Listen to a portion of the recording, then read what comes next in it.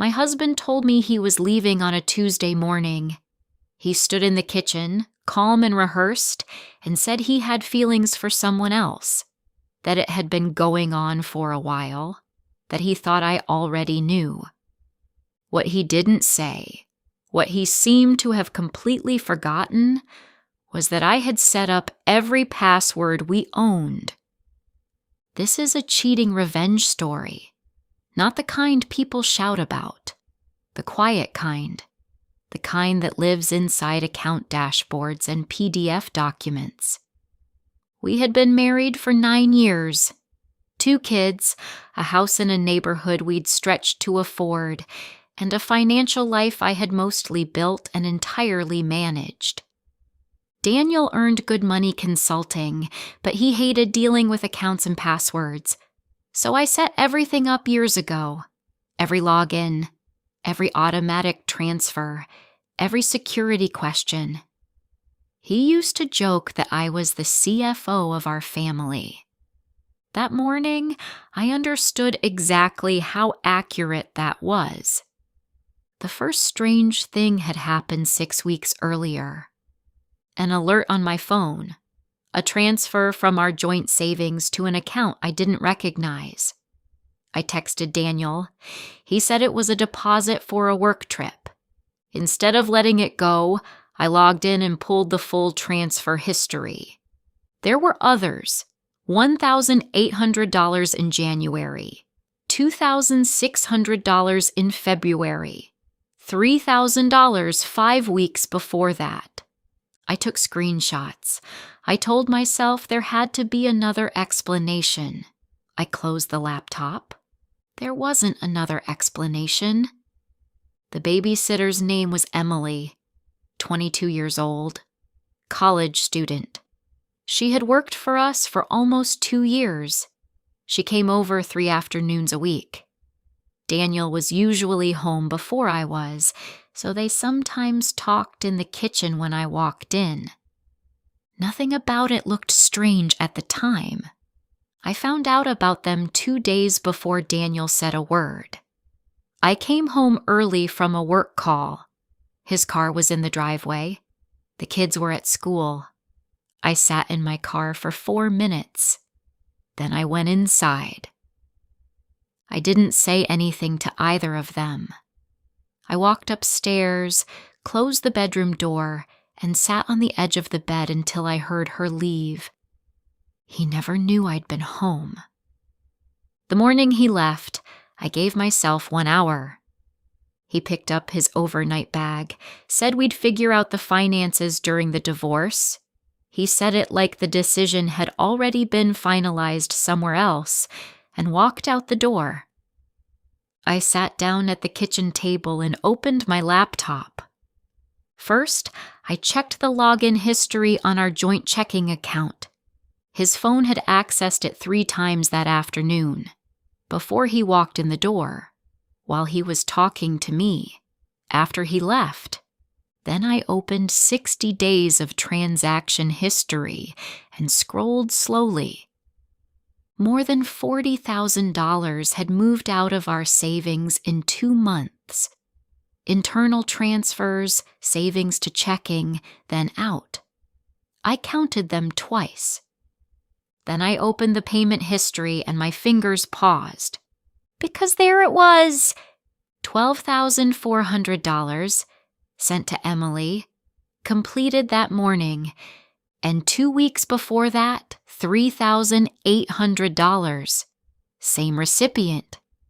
He had moved $15,000 from savings into checking earlier that week just to cover it. I sat with that for a moment. Then I opened a new browser tab. He forgot something. The joint credit card, the one linked to his rewards account, the one he used for flights. I had set that up too. My email, my password. I logged in.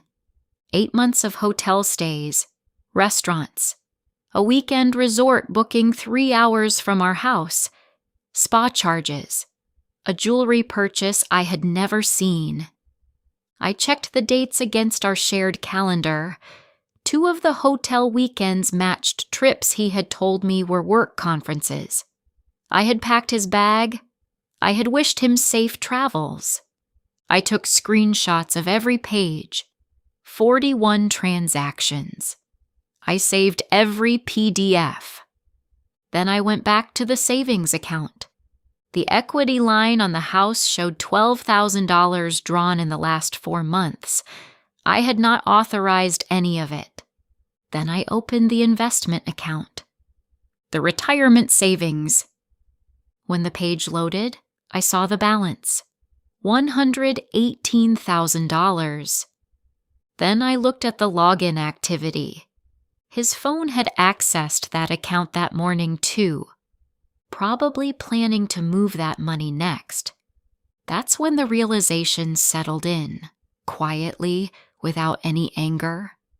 Just clarity. He hadn't changed anything yet. Not the passwords, not the recovery email, not the security settings. He forgot I controlled all of it. I didn't move the retirement funds, but I opened the transfer menu for the checking and savings accounts. I created a new personal account. Then I moved every dollar that hadn't already been sent to Emily. I checked the numbers twice before confirming. Then I opened the investment account settings. New password, new recovery email, 2-factor authentication linked to my phone. Then I logged out. I downloaded the full transaction history, PDF and CSV, and saved copies on my laptop, an external drive, and cloud storage. 41 credit card screenshots, 3 bank statements, the property deed, the equity line paperwork. The next morning, I called a family law attorney. She reviewed everything quietly, then she asked one question. Did he move the retirement funds yet? No. There was a short pause on the line. Good, she said. By Friday afternoon, she had filed the first financial disclosure request and a temporary asset freeze. Daniel must have discovered the changes that evening, because around 7, my phone started buzzing. Calls, texts, emails. He said he couldn't access the accounts. Asked if something was wrong with the bank. I didn't answer. I opened the bank portal and watched the login attempts. His phone tried 6 times. Wrong password each time. After the 6th attempt, the system locked him out automatically. I closed the laptop. What followed was weeks of paperwork. The unauthorized equity draws allowed my attorney to argue financial misconduct. The equity line was frozen pending proceedings. The transfers to Emily were documented in the filings. So were the savings withdrawals. Daniel had to account for every dollar moved. His attorney sent a letter requesting I hand over the login credentials for our shared financial accounts. My attorney responded that I had established and maintained all accounts throughout the marriage and that access rights would be resolved through formal discovery. He sent me one text. You knew this whole time. I didn't answer. The house was the last thing to settle.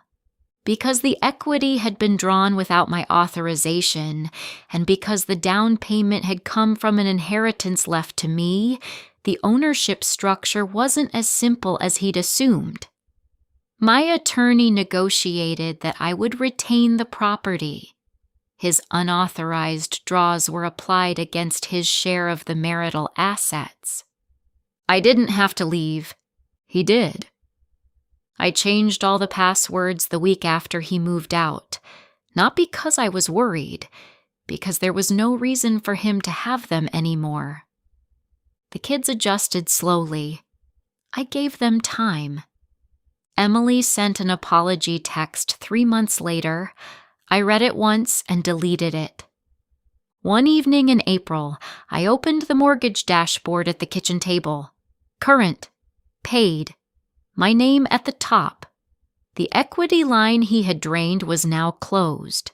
Settled as part of the final decree, balance zeroed out the same week he signed the papers. I closed the laptop. The account had always been in my name. He just forgot that. Most people assume the money disappears before anyone notices. What surprised me was how much stays exactly where you left it, if you're the one who set it up.